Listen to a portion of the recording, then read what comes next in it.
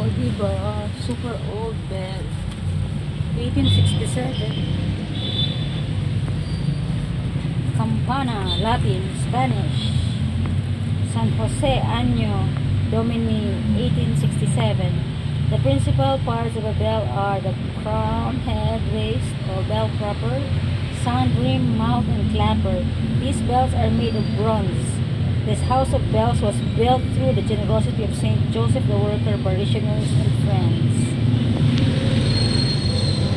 Diba?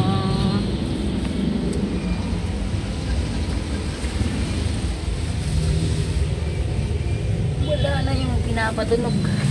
Ito na talaga yung pinapatunog. Walang tali. Wala.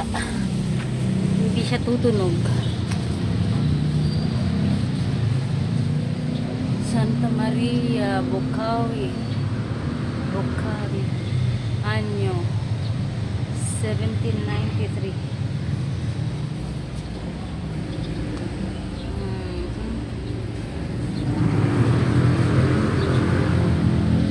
Campana, Tagalog, bell, English. Ang parokya ni San Jose Manggagawa ay natatag noong 1751.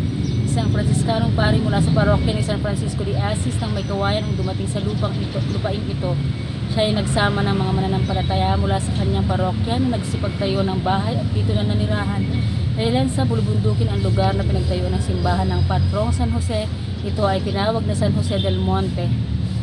Virgin Forest pa noon ang San Jose at ang naninirahan dito pansamantala ay ang mga dumagat na walang sariling tahanan, kung saan may bungang kahoy at makakain ay doon sila pumupunta.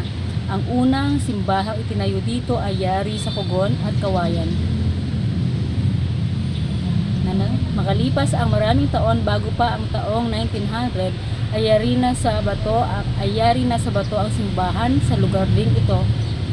Taong 1997 naging yari sa bato, bakal, stained glass at adobe ang istruktura ng simbahan. Ang kampana sa taas ay saksi sa kasaysayan at pananampalataya ng mga San Joseños. Ang nakatala dito ay Santa Maria di Bukavi, Anyo Domini, 1793. Ito isa sa pinakamatandang kampana sa buong Pilipinas. Ang kampana ito ay ginamit bilang pantawag sa mga tao na magkatipon upang sumamba sa Diyos.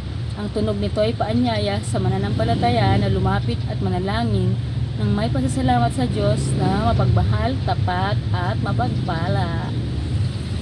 Ganda.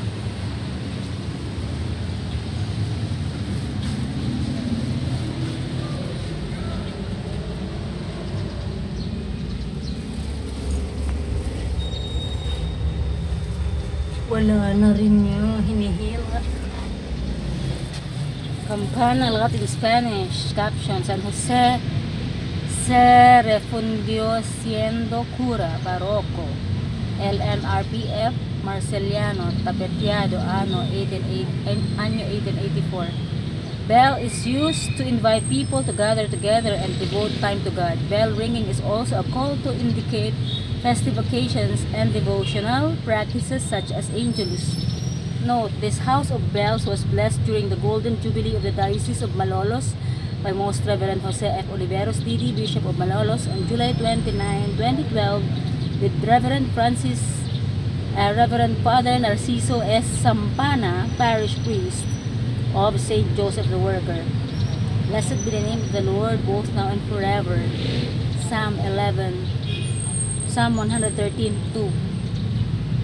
Yan, ganda.